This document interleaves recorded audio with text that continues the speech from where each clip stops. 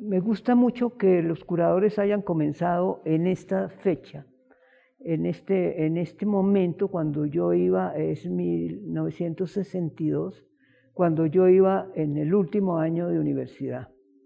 ¿Por qué?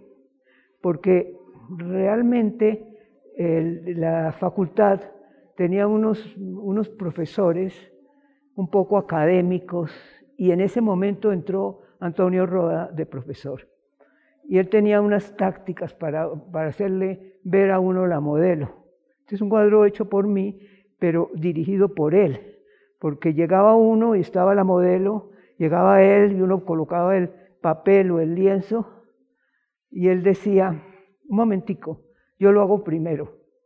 Entonces, él hacía el cuadro primero y apenas uno quitaba el papel, él dibujaba sobre papel, quitaba el papel y uno iba a ver, ya veía con unos ojos especiales. ¿Por qué último año es importante? Es importante porque ahí me decidí a ser artista. Parece mentira, yo antes nunca soñé con ser artista. Soñé con ser arquitecta, con ser veterinaria, con ser fotógrafa. Pues hice 2 años de arquitectura de todas maneras, por ser decoradora. Y entré a la Universidad de los Andes para estudiar diseño gráfico, no para ser artista. Entonces, la universidad me atrapó en la parte intelectual, más que en la parte artística, excepto las clases de Marta Traba. Pero las lecturas, todo lo que obligaba a la universidad, eran tan maravillosas que uno salía de todas las deudas literarias que uno podía tener. Entonces, el problema era que yo veía muy coja la parte de arte. Y en el momento que aparece Roda, todo cambia. Y había solamente un detalle anterior que fue importante, que el rector de la universidad, que era Ramón de Subiría, nos dio un atelier, un estudio a las mejores artistas. Quiero agregar que solo habíamos estudiado mujeres. En un momento estudió Luis Caballero, pero ya se había ido. Y Camilo Calderón, que se había pasado a arquitectura. De manera que éramos solo mujeres. Y nos escogieron las 4 mujeres y nos dieron una casa que la universidad tenía reservado a los profesores extranjeros. Entonces, ese tener un estudio donde pueda almorzar, donde pueda pintar, donde pueda compartir y tener competencia además con otros artistas del mismo curso, pero ya en un sentido que no era la clase. Entonces, eso es muy importante, empezó en tercero. Pero en cuarto, ya en ese momento, Roda dice, yo me voy un mes a Estados Unidos a dictar clase, cada uno de ustedes haga un cuadro. Dios mío, yo no tenía muy buena fama de pintora. Y en realidad el cuadro que hice primero no era muy bueno y yo estaba aterrada. Ya iba a regresar Roda, faltaban 3 días para que regresara y yo veía que tenían razón los que decían que yo era buena dibujante pero mala pintora. Entonces en ese momento puse un lienzo en el bastidor y en el caballete y vi un afiche que Roda nos había regalado, que estaba en el salón de clase, que era un detalle de la rendición de Breda. Eran las lanzas de Velázquez, eran las lanzas, y un grupo de españoles ahí con sus sombreros y sus cosas del siglo XVI. Entonces yo dije, voy a copiar eso. Entonces eché trementina, pero como las lanzas me costaban tanto trabajo, las suprimí. Y quedaron los soldados ahí y yo hice un cuadro verde limón, chorreado de trementina y unas figuras con unas pinceladas muy Roda.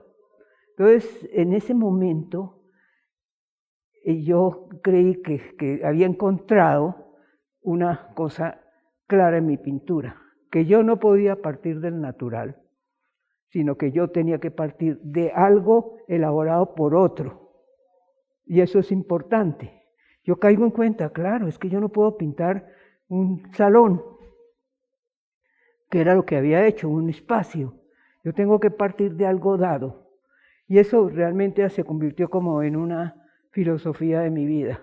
Entonces son estos, ese año nos graduamos, Marta Traba nos consiguió el espacio de la Sociedad Colombiana, Económica Colombiana, que quedaba como en la Quinta, con Avenida Jiménez, y ahí nos dio un salón, y yo hice 6 cuadros, uno de ellos es este, ahí están los sombreros que le digo, las pinceladas tomadas de Roda, aquí me atreví a poner 2 lanzas, pero realmente la gente estaba admirada. Cuando yo hice ese cuadro en la universidad y que llegó Roda y se admiró, y llegó Marta Traba y traía gente a que vieran mi cuadro, o sea, me habían descubierto como pintora, y yo misma ahí decidí ser pintora, o sea, solo hasta cuarto universidad, o último año de universidad, yo me decidí a ser pintora, porque yo decía, voy a ser filósofa, mejor, había estudiado 3 años metafísica con Danilo Cruz, mejor ser filósofa. Y empieza a hablar la crítica, Moreno Otero, Walter Engel, diciendo de las niñas de la universidad, pero dedicándome unas palabras muy placenteras para mí. Yo sentí que iba a ser pintora. Y terminé, el día que me gradué, el decano, Carlos Dupuy, me llamó y me dijo, la necesitamos aquí en la universidad. La queremos aquí en la universidad a usted, que yo era buena en otras materias. La necesitamos aquí. Dije, no, yo me voy a Bucaramanga a ver qué sé. Otra frase importante, otro descubrimiento.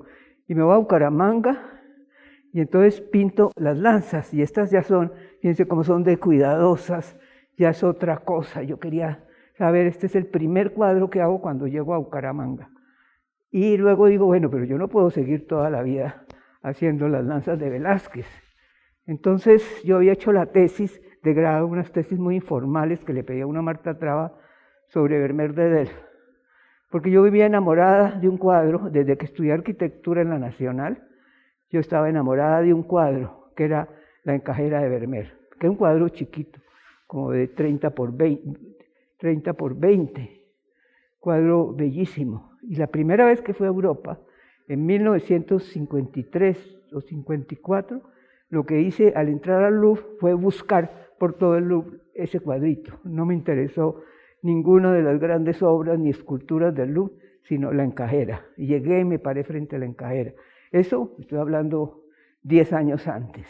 Entonces, cuando hago la tesis sobre Vermeer y empiezo a leer sobre Vermeer, digo, no, voy a pintar a Vermeer de Delft y voy a pintar concretamente la encajera. A diferencia de los que hacían homenajes a artistas como Obregón, como Botero, a diferencia de ellos, yo no sentí que estuviera haciendo homenajes, sino unas variaciones.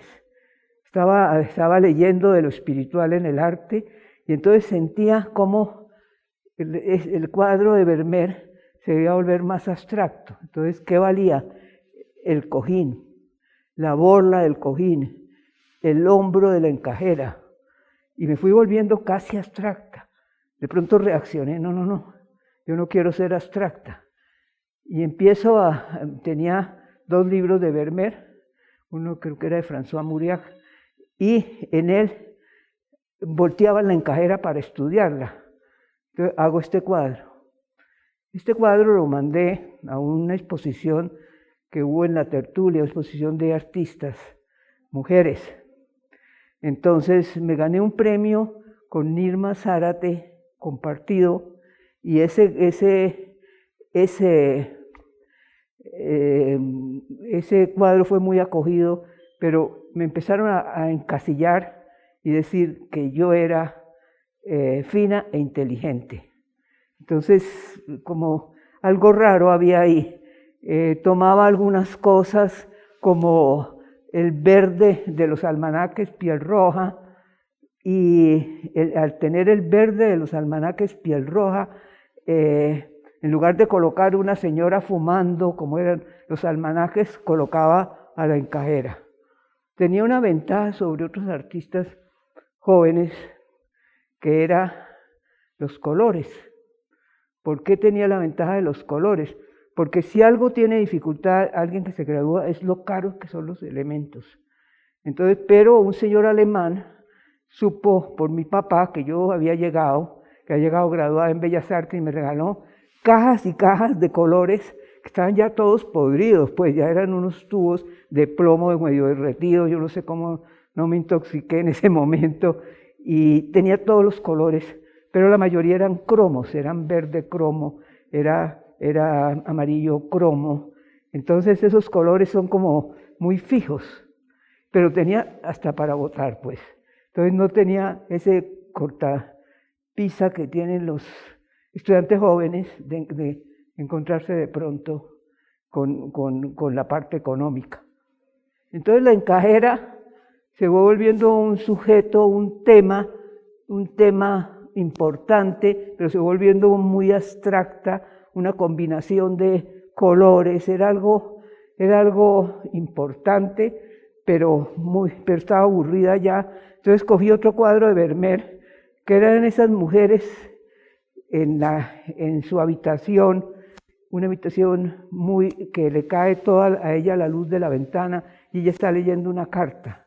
Entonces tenía una tendencia a la abstracción y pinté este cuadro, lo mandé al Salón de Intercol, se ganó una mención, un premio menor en realidad, pero yo quedé muy contenta de ver que había podido salir de la encajera y que había encontrado otro tema, pero ya no quería saber más.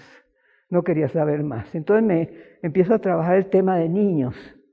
Pasé por una fotografía y vi una foto de un niño, entonces entré a la fotografía y dije que si me la vendían, la tenían enmarcada en la vitrina, en la calle 18. No, eso no es ético, vender nosotros fotos que ha encargado una familia. Entonces me tocó inventar y encontré en una revista unas fotos, en la revista Life para América Latina, unas fotos de Lyndon B. Johnson, que era el presidente de los Estados Unidos. Entonces tomé la cara de él y empecé a trabajarla, pero aquí me salió ya no la influencia de Roda, que indudablemente la tenía en las encajeras, sino la influencia de Botero. Marta Traba adoraba a Botero. En cierta forma era como un descubrimiento de ella que existiera en Colombia un artista como Botero.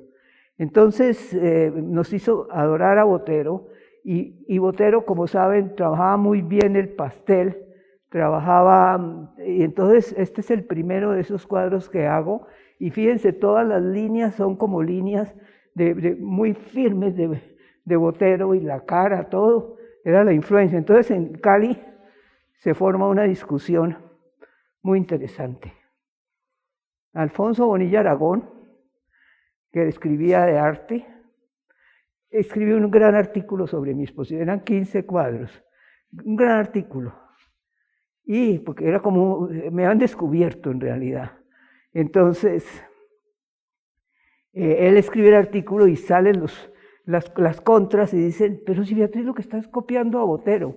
Entonces vuelve a escribir otro artículo probando que yo no estaba copiando a Botero, sino que yo estaba inventando un lenguaje y que no tenía que ver con Botero, cosa que era absolutamente pobrecito, ¿no? Él era me quería mucho.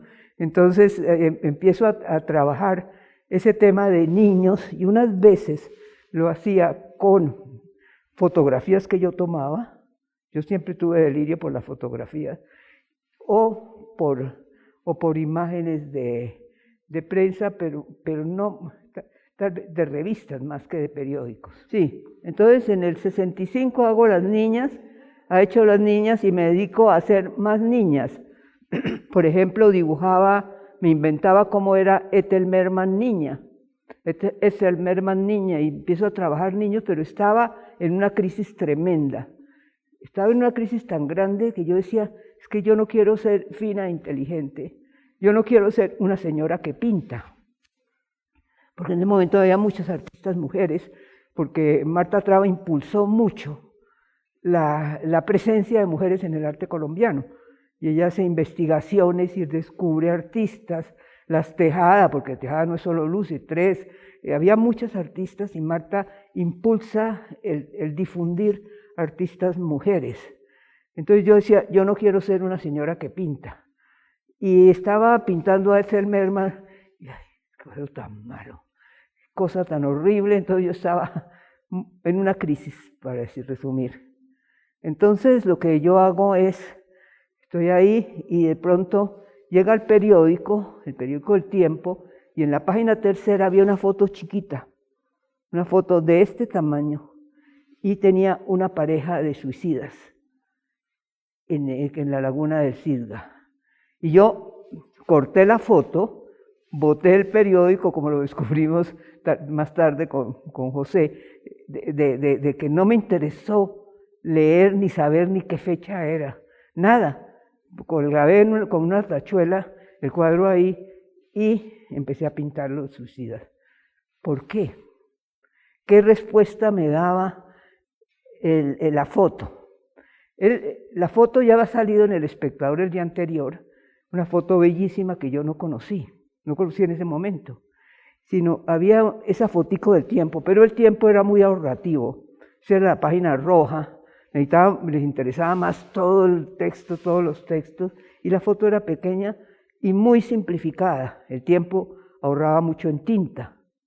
Entonces, lo que eran los ojos, lo que más me preocupaba era que esas artistas mujeres dibujaban los ojos muy bonitos en lineecitas.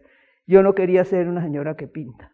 Entonces, el encuentro que hay por ahorrar material, la foto se vuelve llena de simplificaciones de los ojos, simplificaciones de las sombras de la cara, la manera de hacer los labios, el pelo, todo está simplificado en esa fotico, porque la fotico era muy mala.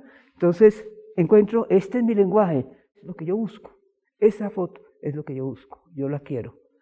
Y empiezo a trabajar. El cuadro primero está pintado sobre Ethel Merman niña. Ese cuadro primero no está en una colección en Estados Unidos, pero siempre lo trabajé en el sentido que abajo había algo, entonces de pronto aparecen colorcitos que había en el fondo, y ahí en ese momento descubrí qué era lo que yo quería. Ese era mi punto de partida, y entonces entiendo el valor de esa foto y el valor de la imagen fotográfica en un periódico. Al encontrar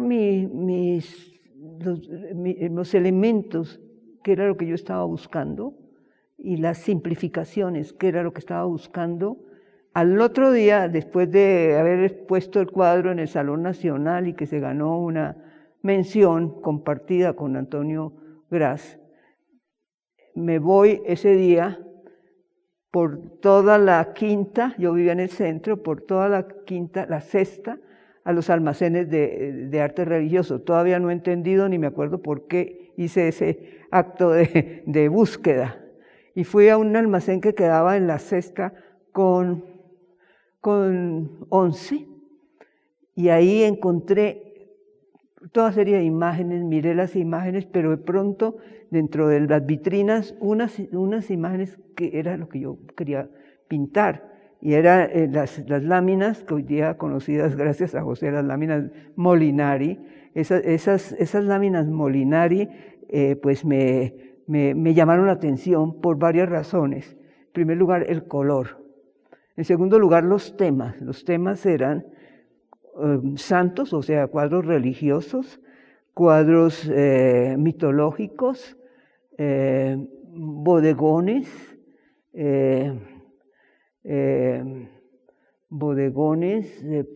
y próceres. Eso es como lo más importante. Los próceres y los santos. Entonces, ¿qué encuentro ahí? Elementos que yo puse en los suicidas, los empiezo a traspasar ahí, los elementos, los colores, cómo se ven planos, porque la nariz aquí no existe un punto, unas simplificaciones, y además empiezo a construir con las mismas imágenes. Construir, ¿qué quiere decir? que cambio el cuadro, porque ¿dónde estaban las ánimas? No estaba. Entonces pongo la alusión del elemento ánima ahí enmarcadito como un cuadrito, y luego empiezo a trabajar esta figura piramidal y este rosado.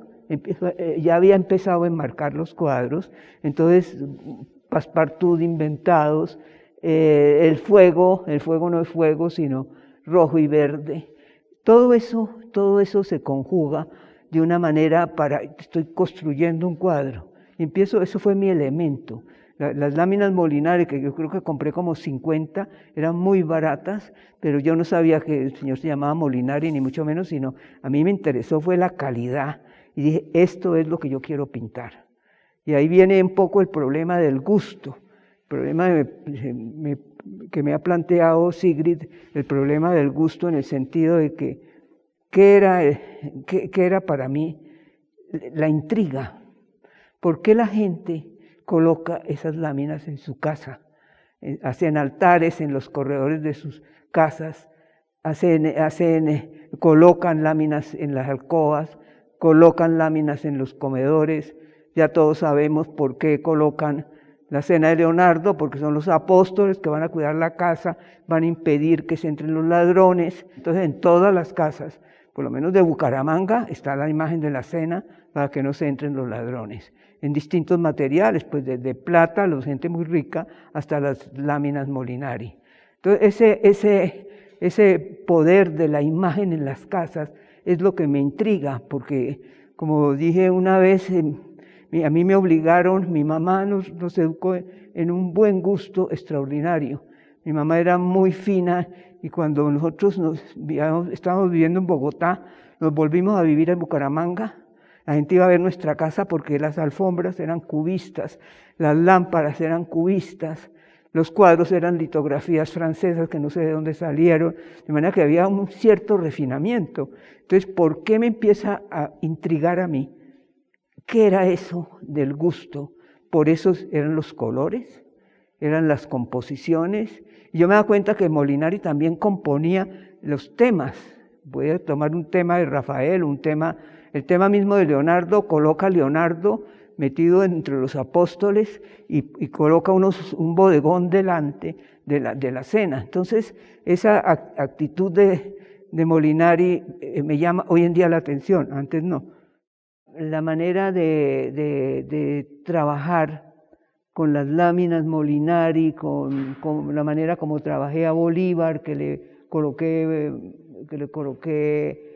cortinas, pero cuando en ese momento, 1966, yo me voy para Holanda y entro en la Academia de Bellas Artes de Rotterdam, y en la academia hago 1 o 2 cuadros relativos a la realeza holandesa, y cuando regreso, un amigo mío, Enrique Ogliastri, me tenía cortadas una serie de crímenes de vanguardia que salían publicados en Vanguardia Liberal, y esos crímenes eran unas fotos muy burdas, que esos clichés eran intervenidos por el mismo que iba a poner la imagen, y si había una mujer muerta, le ponía una flecha y decía herida aquí, y cosas así, unas intervenciones burdas.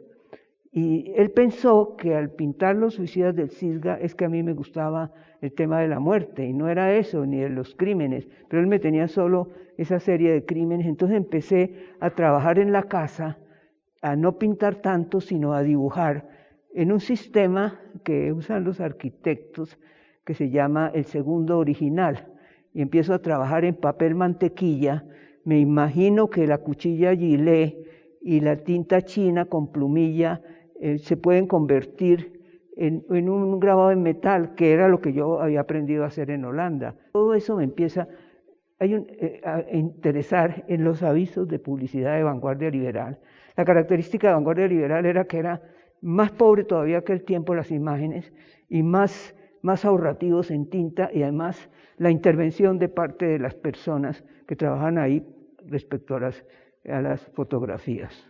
El primer golpe que le di al refinamiento que me chocaba fue el cambio de temas. Esos temas hechos por Molinari, esos temas de mitologías que propiamente no eran tomados de cuadros de Tiziano ni del Gran Renacimiento, sino eran cuadros de maestros casi desconocidos, y los temas religiosos empiezo a trabajarlos, pero me empieza a chocar el lienzo y los colores Winsor & Newton finísimos con los que trabajaba ya en ese momento. Entonces, ¿qué es lo que pasa? Que empiezo como a transgredir y a borrar elementos que fueran finos. Ya no quería temas finos como la encajera, ya no quería, sino que escogí esas láminas populares, ya no quería el lienzo, entonces busco el metal. Yo llego al metal porque frente a donde yo vivía, en la avenida 19, en el centro, había un parqueadero que se llamaba Parqueadero Libertador, que tenía un aviso en forma de óvalo, que tenía el perfil de Bolívar. Yo me quedé mirando, esto yo quiero pintar así, como en este aviso. Y le pregunté al señor del parqueadero, ¿quién les hizo este aviso? No, el señor Valenzuela, que está allí cerca. Entonces el señor manejaba un parqueadero, pero a la vez así trabajaba avisos, pintaba pues, y trabajaba metal. Y le dije, ¿usted me puede hacer bastidores? Y esto, y le expliqué. Entonces me hizo estos bastidores que son muy, muy curiosos, porque aquí son afilados, ¿no? Entonces él empieza a trabajar estos bastidores que eran de un metal, era hierro, pero muy delgadito. Y entonces ya el color ya no es óleos finos, sino el color es realmente pintuco. Entonces estoy trabajando con latas y sobre esos temas populares, como el señor en el Huerto de los Olivos, temas populares,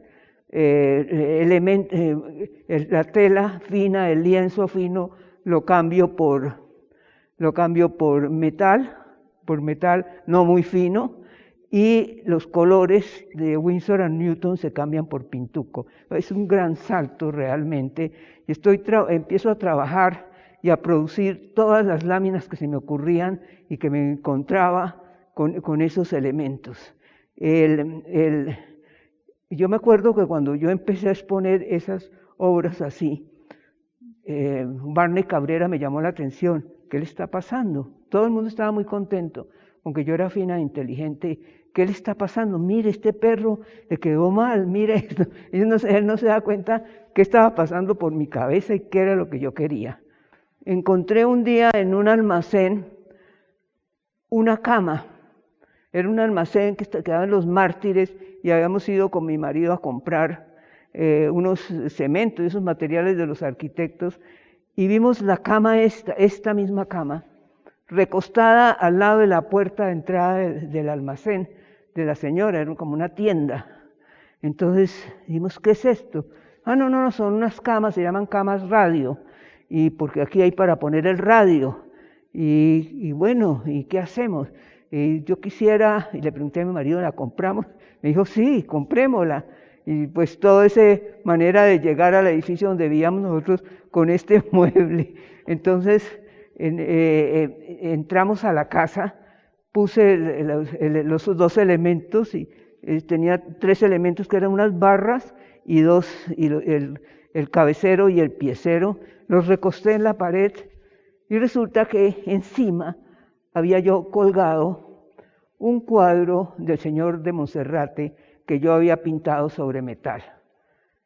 Yo me quedo mirando el cuadro sobre metal y miro el espaldar, y cogí el cuadro, pero como hipnotizada, cogí el cuadro, y el cuadro era del mismo tamaño, o sea, 1,20, del mismo tamaño, y lo incrusto y le pongo el piecero. Acababa de inventar los muebles de Beatriz González.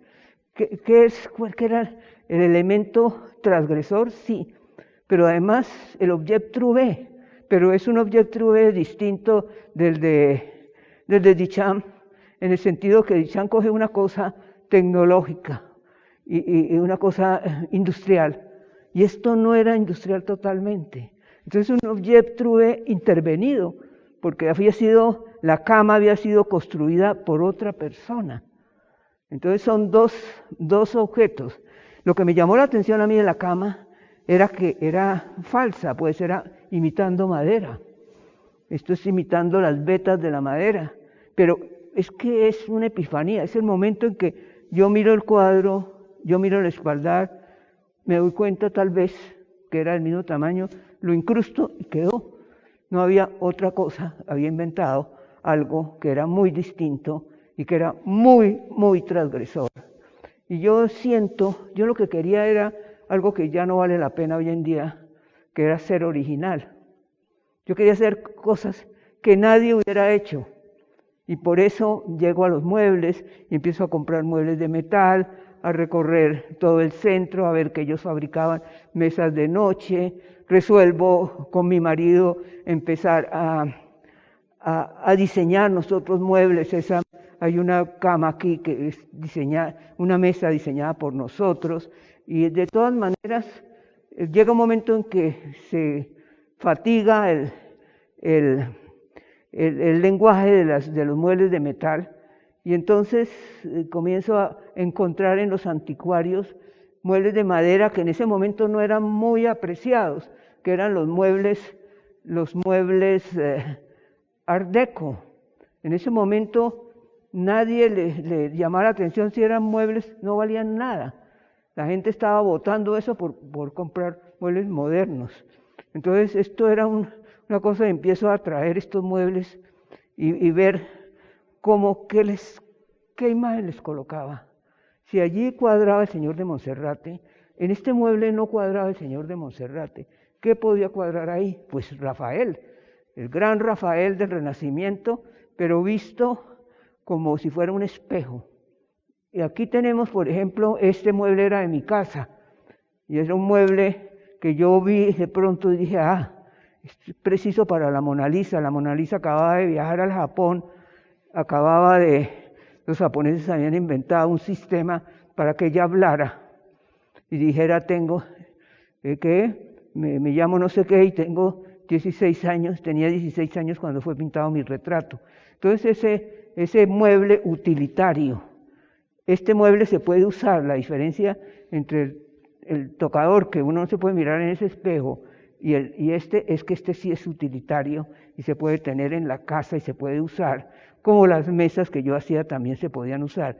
Entonces hay una década que comienza en 1970, que es el momento en que comienzo a inventar el mueble, y en 1970 siento que he hecho una transformación en el gusto. ¿Cuál era el soporte en realidad de eso? El soporte era que una vez iba por la calle 19, era cerrada, daba hasta la 10ª apenas, no habían seguido hasta el final, y ahí hacían, los que vendían libros y revistas, se colocaban en los andenes a poner sus libros y revistas. Yo voy caminando, me fascinaba ver lo que tenían ahí las revistas, voy caminando y ¿qué veo?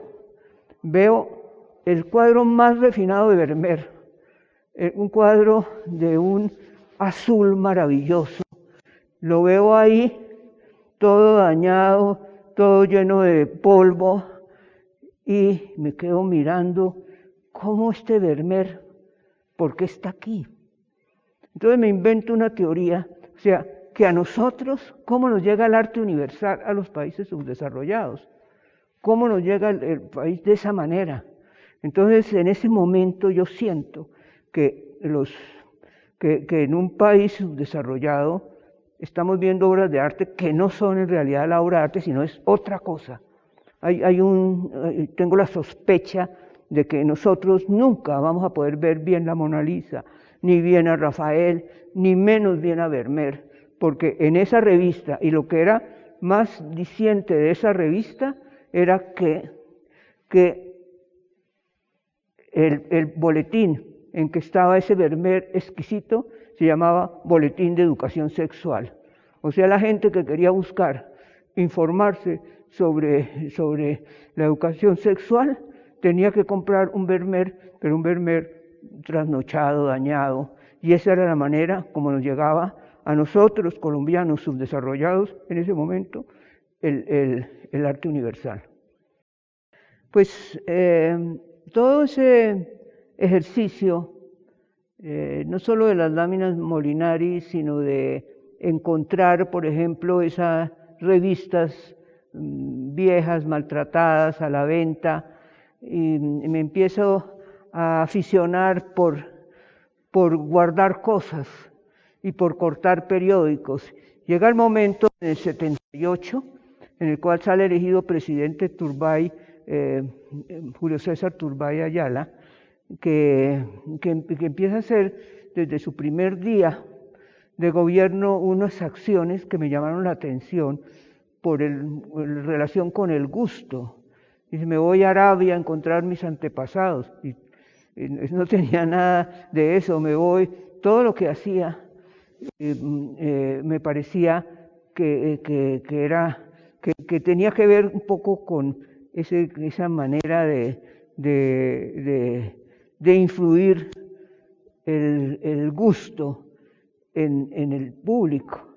Y lo primero que hace es contrata al mejor fotógrafo y uno de los mejores fotógrafos de Colombia, pero el más famoso en ese momento, que era Carlos Caicedo.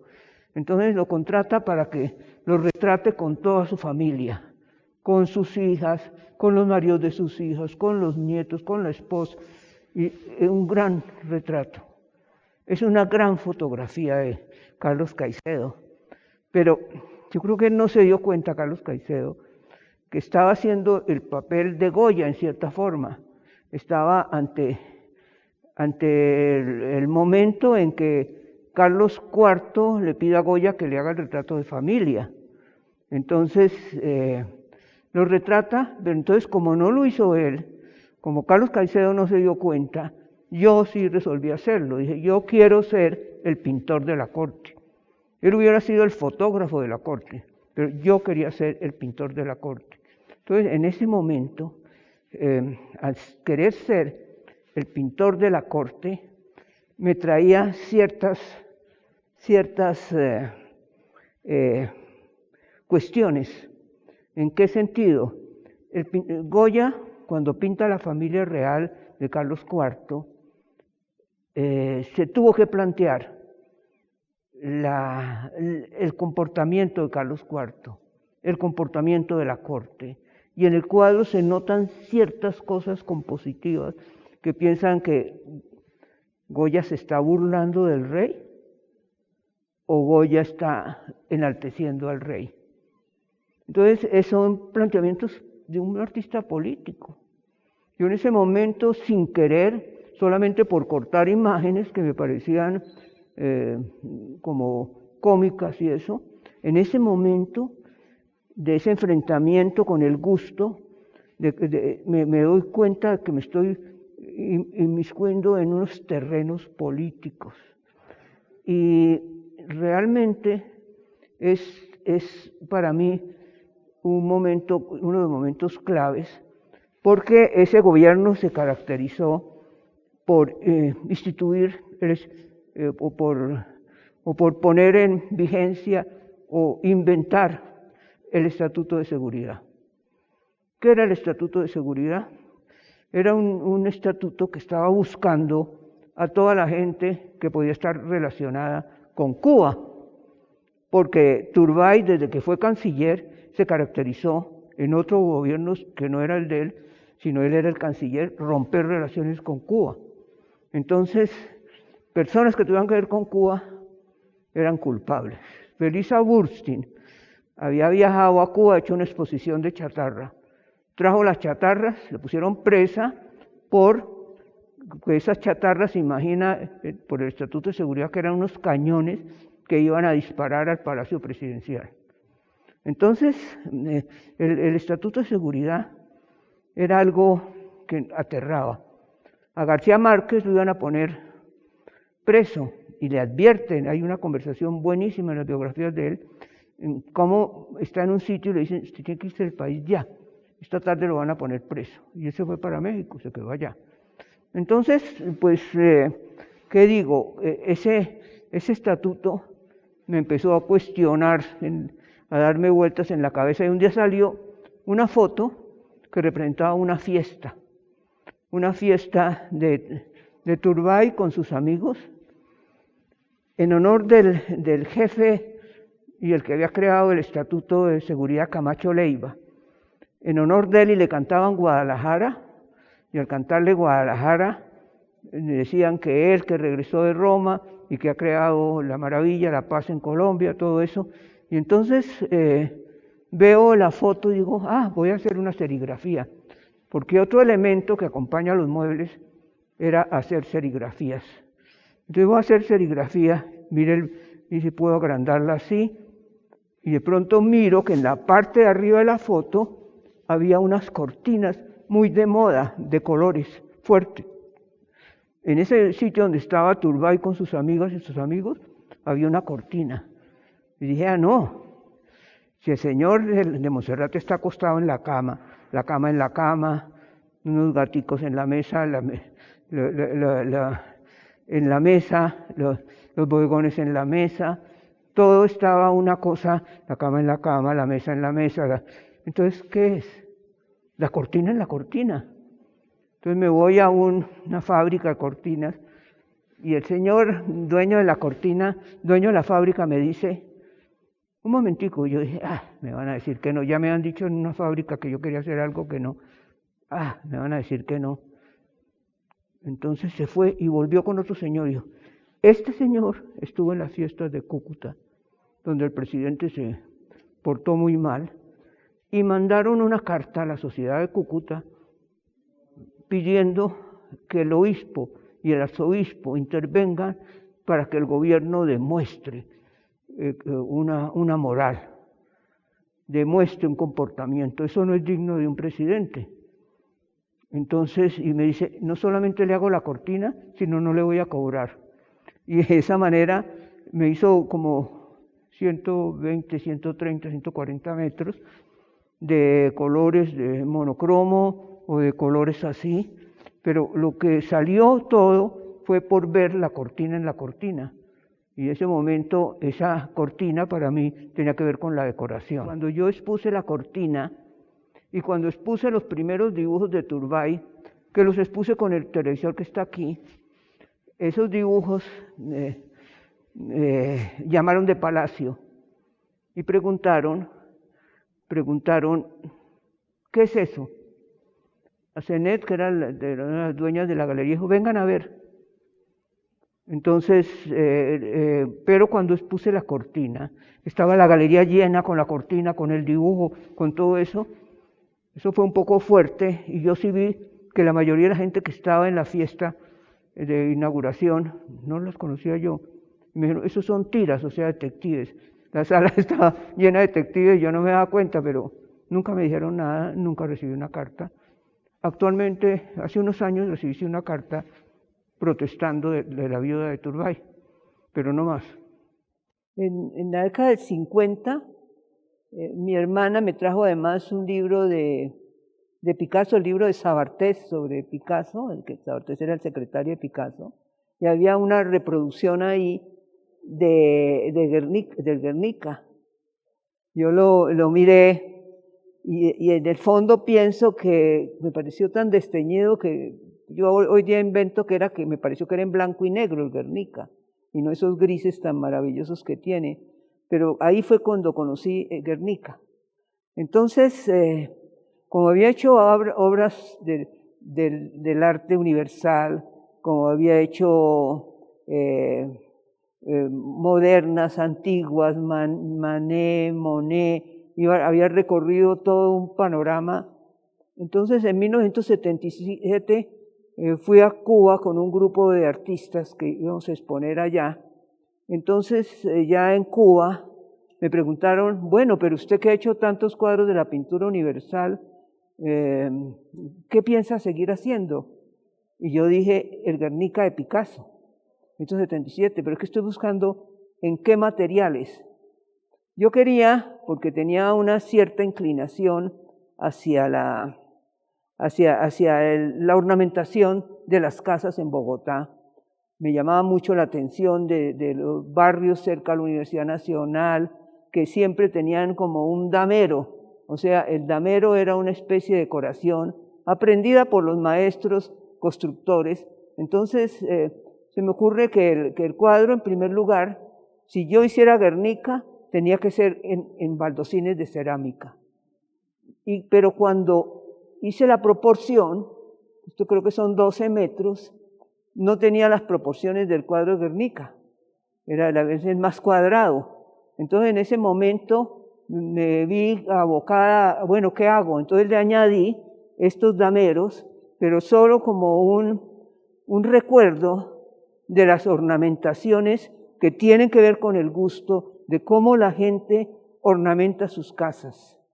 En ese momento trabajo Guernica y con unos colores muy festivos, porque si yo pensaba que era en blanco y negro, había que ponerle grandes colores a Guernica para que se viera más.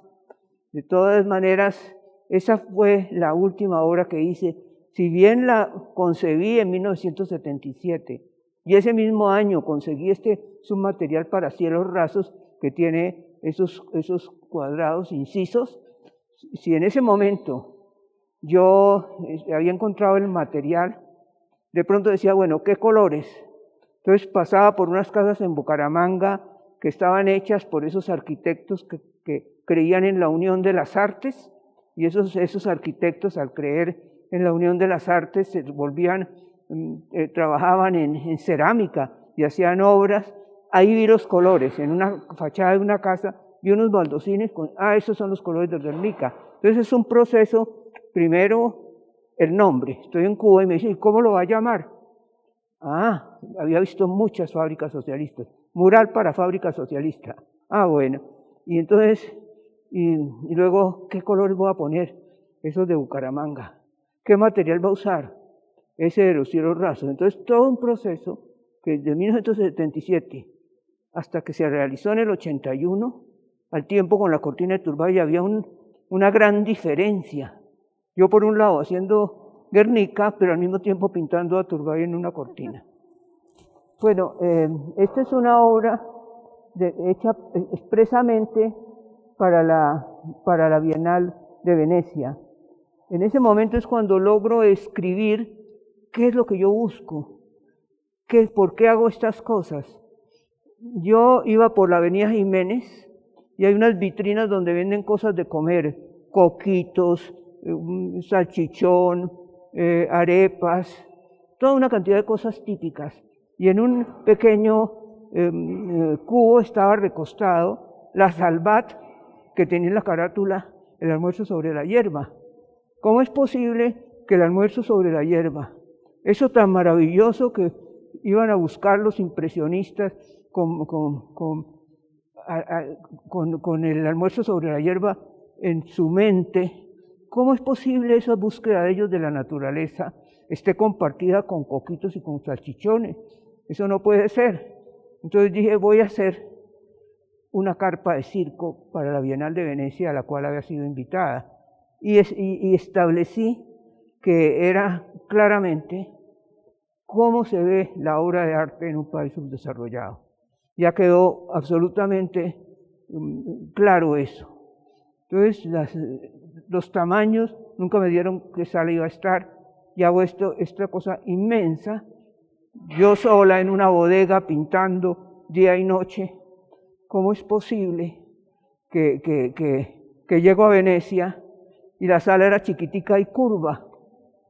Esa obra estaba acompañada de un pequeño juego de diapositivas que mostraba todas mis intervenciones a las obras de arte de la pintura universal y cómo yo las transformaba. Entonces era una obra doble. Nadie la vio, nadie fue. Y cuando cogí el tren de regreso de Venecia, yo misma me dije, pero qué boba fui yo. En lugar de colgar eso en el bosque que está en Venecia, he debido hacer eso y no en realidad haberme tomado el trabajo de colgarlo mal colgado el cuadro. Quiero decir que esta vez es la vez de todas las 8 veces que ha sido expuesto en que me parece que está más aceptado. En 1983 hice un proyecto, una exposición, en la cual se insistía en el tema que era del presidente de la República, que era Belisario Betancur, sobre la identidad nacional. Fue tanta la insistencia que realmente estábamos un poco aburridos y yo resolví hacer mi identidad nacional.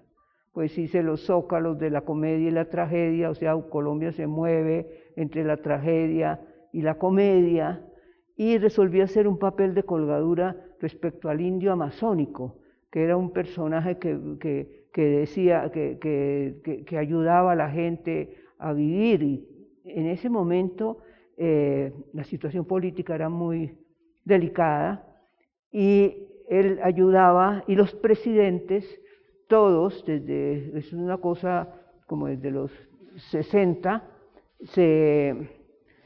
se iban al Amazonas, iban a las tierras indígenas y se colocaban el gorro de plumas indígena, como una cosa de cambio de poder, muy actual en este momento. En todo caso, se colocaban esa especie de cetro, esa especie de corona, y tomaban un cetro y por un momento se sentían como solucionando los problemas indígenas en Colombia. Entonces yo resolví, pues así como había hecho cosas que tienen que ver con la casa, como las cortinas, los elementos, el televisor, resolví trabajar el sistema de papeles de colgadura. Pero en lugar de tener los clásicos elementos decorativos que van en el papel de colgadura, resolví colocar cosas actuales. Entonces escogí las fotos de los presidentes que se ponían la corona, y además de eso coloqué al indio amazónico que nos iba a salvar a todos. Eso era uno de los cuadros que estaban en la exposición Identidad Nacional. También trabajé para Illinois unos 12 metros de estas bandas que tenían como objetivo insistir en que había que hacer evidencia en lo que se ha llamado la inteligencia militar, que propiamente no es tan inteligente. Entonces la fuerza de la inteligencia militar estaba en una banda que después yo la corté y la vendí por metros del presidente rodeado de sus ministros, y el cuadro se llama Los Papagayos, y en él se ve como los colores y la fuerza que tienen. En ese momento puedo decir que yo tenía un fuerte color, que yo tenía unos colores heredados de Bucaramanga, heredados de la Sagrada Familia, que tiene una cúpula de unos colores muy fuertes. También los colores esos que me han regalado, que eran todos colores muy fuertes, y yo siento que gran parte del poder de la obra mía era el color. Hay unos momentos en que más otros elementos de casa, como los materos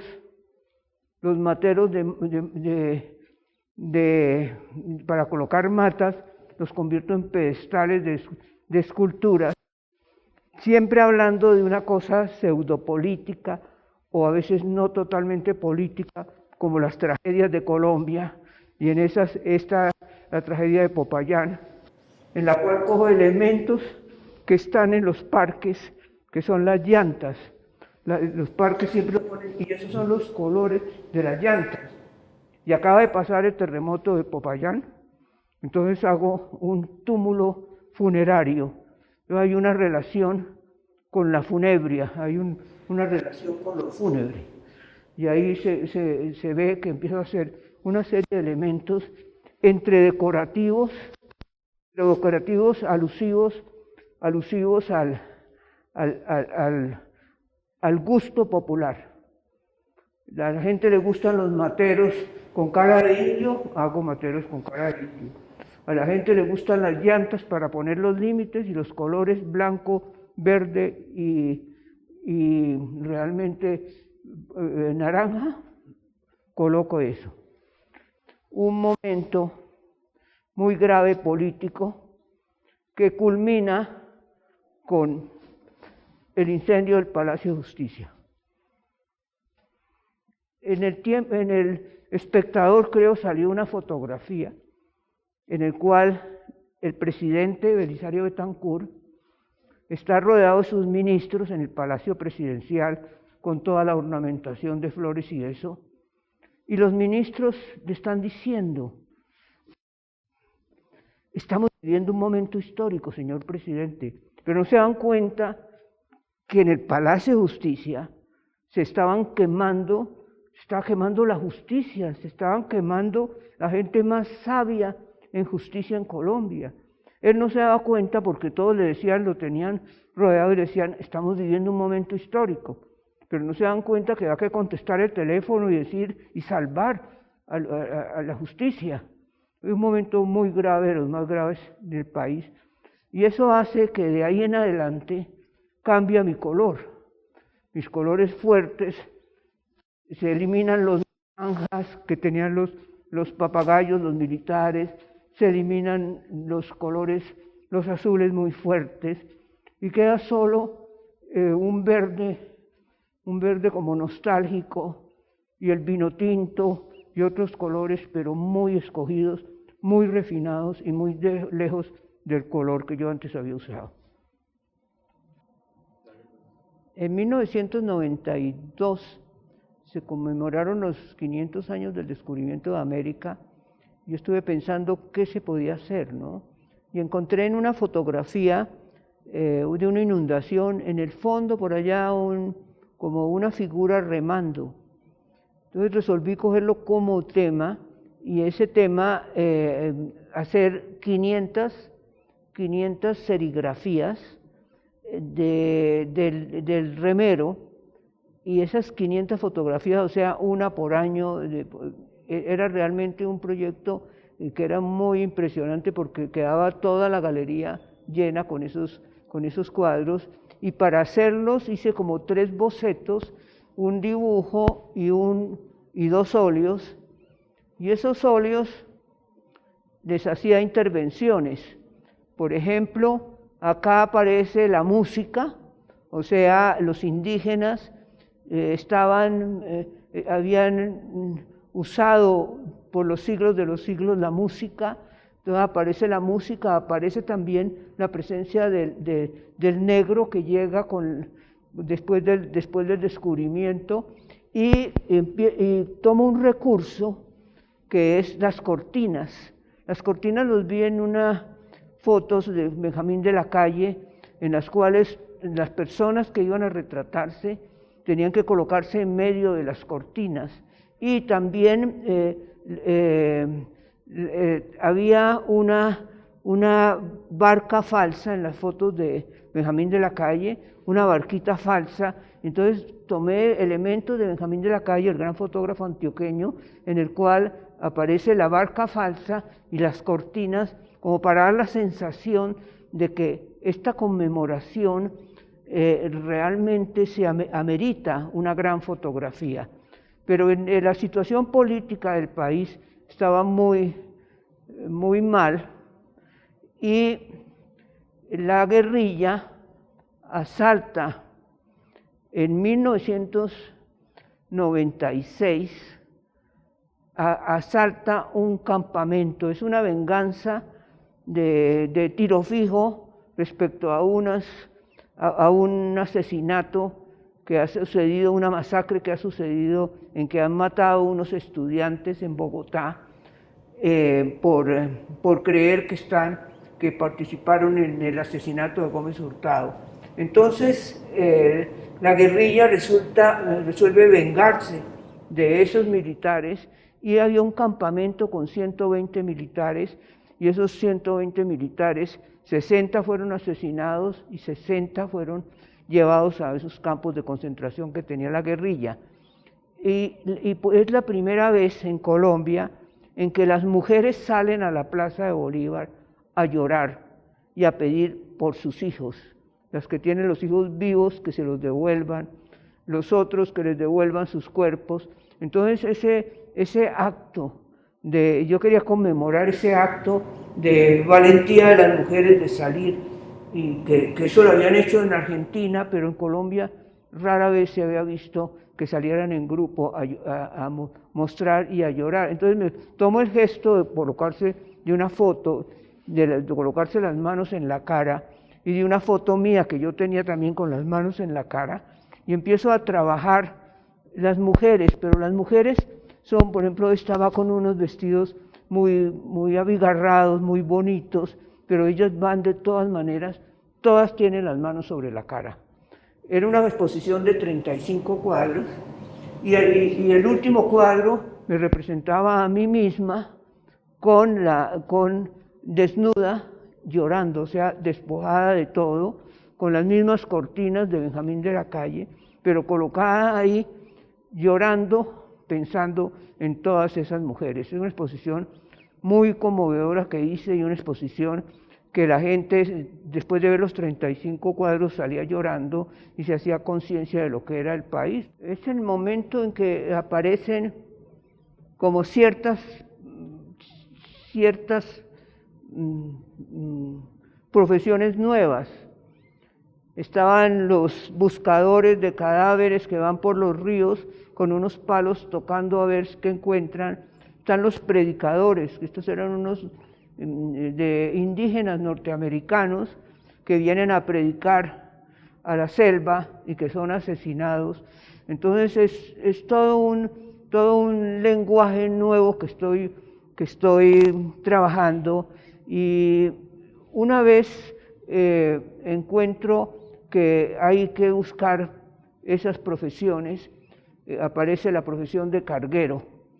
La profesión de carguero era una profesión muy antigua en Colombia, porque la gente que quería conocer al país contrataba un carguero que lo llevaba y estaba encontrando ese país maravilloso. Ahora los cargueros usan otros elementos como ruanas, como hamacas, esos elementos para cargar cadáveres. Este es un sitio en el cual los campesinos están dedicados a arrancar la coca, y los paramilitares llegan y los asesinan. Entonces todo ese proceso de encontrar esa gente que estaba colaborando en cierta forma con el oficio de arrancar coca, son asesinados, y luego aparecen unas fotos en los periódicos de campesinos y soldados cargando cadáveres de distintas maneras de soportes. Y resuelvo hacer el desfile, como me imaginé, ese desfile que va pasando y va al final desapareciendo, como para olvidar la tragedia de Colombia. En 2003, un alcalde de Bogotá decide tumbar unos edificios icónicos que fueron construidos entre 1936 y 1946, que era un proyecto de la Revolución en Marcha. Era un cementerio distinto del cementerio de los próceres, era un cementerio para la clase media baja, y dan dentro del planeamiento que habían hecho de Bogotá, estaba ese espacio, y deciden construir unos columbarios. Esos columbarios habían permanecido por tiempos ahí, y deciden sacar todos los restos que quedaban humanos, y con esos restos entregados a sus familias, En el 2005 quedan vacíos, y cuando yo me enteré, le comuniqué a Doris Salcedo que iban a tumbar los columbarios. Ella pidió una cita en la alcaldía, hizo un proyecto muy bueno en el cual los artistas debían intervenir cada 2 años el espacio. Ese momento está Mocus de alcalde, ya es otra cosa, ha conseguido que no los tumben. Entonces se empieza a hacer el proyecto de Doris Salcedo. El proyecto no tiene mucho éxito y se resuelve entonces que el alcalde resuelve hacer una obra de él en que pone el letrero "La vida es sagrada", pero de todas maneras el sitio quedó nuevamente abandonado. En ese momento yo estoy convencida de que lo de los artistas no va a resultar, y una noche de luna, yo vengo del aeropuerto por la 26 y la luna estaba iluminando esos espacios vacíos, esos sitios en los cuales hay un vacío muy grande, de muchas cavidades, cantidades de cavidades. Y Dios mío, todas estas auras al aire, toda la gente que pasó por estas cavidades, y todas esas al aire, y la gente en Colombia que está enterrada en cualquier parte, que no se sabe y sus deudos no saben. Ese momento es como inspirador en cierta forma, y decido hacer un proyecto de lápidas. Yo ya había hecho algunas lápidas chiquitas, era un elemento que me había llamado la atención, y ya había llegado a las siluetas. O sea, la silueta es efectiva. Cuando uno toma una figura y la hace físicamente con todos los detalles, los ojos, la boca, el vestido y todo eso, está bien, pero cuando uno la rellena de negro, se vuelve mucho más contundente. Entonces los cargueros, nueva profesión que había hecho yo, que había visto ya, en ese momento yo tomo los cargueros y tomo de la prensa 8 modelos y los presento a la alcaldía, y la alcaldía me acepta que yo cubra las cavidades. Eran 8.956 más o menos, una cifra así, y comienzo a tapar las cavidades y cubro todo el cementerio, todas las 4 edificaciones, porque habían tumbado ya 2, eran 6 en un principio, todas las 4 edificaciones las cubro con un lenguaje que era casi egipcio, que era el lenguaje de las siluetas y los cargueros. En ese momento estoy diciendo cosas respecto a qué pasa con todos los desaparecidos en Colombia, dónde están.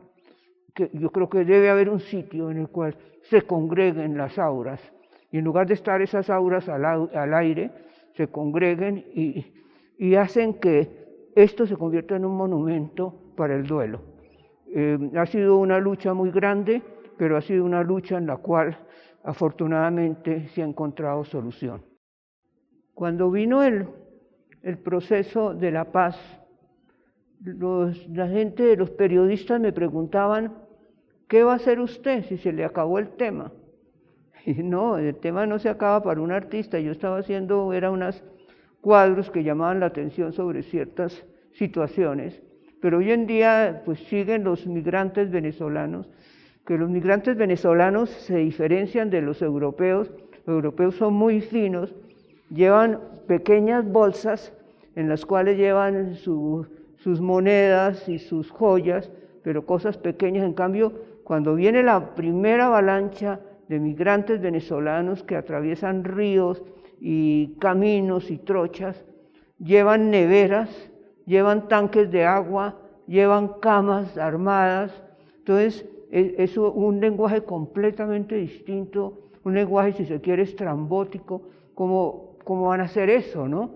Entonces yo empiezo a construir caminos, como así he hecho con los cargueros, caminos de migrantes que han seguido aún ya se haya firmado la paz, porque no tienen que ver con eso, sino tienen que ver con otras situaciones. También se me ocurre un tema que es el de los 4 elementos, y ese tema de los 4 elementos es que a uno le enseñan en el colegio, que es el aire, la tierra, el fuego y el agua. Esos 4 elementos que a uno le parecen deliciosos porque se los puede aprender en los colegios muy rápidamente, yo los combino con sitios y con situaciones. Sitios como La Guajira, el aire contaminado. Sitios como Barrancabermeja, una situación en la cual cavan tumbas en la tierra, esa es la tierra, el agua, las inundaciones y el fuego en La Guajira. Entonces, ese momento es un momento muy duro en el cual uno ve que sí existen los 4 elementos, pero que esos 4 elementos realmente tienen otras connotaciones. De esta manera, pues siempre usando el elemento número 1 para mi obra, que son los recortes, y los elementos que la transforman, que son el color y la pintura. Muchas gracias.